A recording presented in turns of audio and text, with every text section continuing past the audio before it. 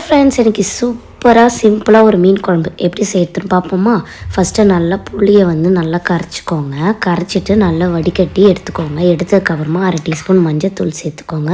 தேவையான அளவு உப்பு போட்டுக்கோங்க. குழம்பு மிளகாத்தூள் ஒரு 2 டீஸ்பூன், காரத்தூள் 1 டீஸ்பூன் சேர்த்துக்கோங்க. பச்சை மிளகாய் ஏற்ற மாதிரி பச்சை மிளகாய் எடுத்துக்கோங்க. எடுத்துகிட்டு நல்லா கலந்துக்கோங்க. இப்போ தக்காளியும் நல்லா மேஷ் பண்ணி எடுத்துக்கோங்க. இன்னொரு பாத்திரம் வச்சுட்டு எண்ணெய் சேர்த்துட்டு கடுகு உளுத்தம் பருப்பு, வெந்தயம் சேர்த்துக்கோங்க. பூண்டு சேர்த்துக்கோங்க. வெங்காயம் சேர்த்துக்கோங்க.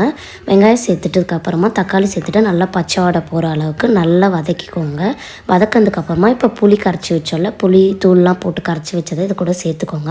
சேர்த்துட்டு ஒரு 5 நிமிஷம் நல்லா கொதிக்கட்டும். கொதித்ததுக்கப்புறமா மாங்காவும் மீனும் சேர்த்துக்கோங்க. சேர்த்துட்டு ஒரு 10லேருந்து 15 நிமிஷம் நல்லா கொதிக்கட்டும். இப்போ தேவைப்பட்டால் உப்பு சேர்த்துக்கோங்க. இப்போ கருவேப்பிலை சேர்த்துக்கோங்க. ஒரு 5 நிமிஷம் நல்லா அப்புறமா இறக்கிடுங்க. ரொம்பவே சூப்பராக இருக்கும். இந்த மாதிரி ட்ரை பண்ணி பாருங்கள். இந்த வீடியோ பிடிச்சிருந்தா லைக் பண்ணுங்கள், ஷேர் பண்ணுங்கள், கமெண்ட் பண்ணுங்கள், சப்ஸ்கிரைப் பண்ணிக்கோங்க. தேங்க்யூ, பாய்.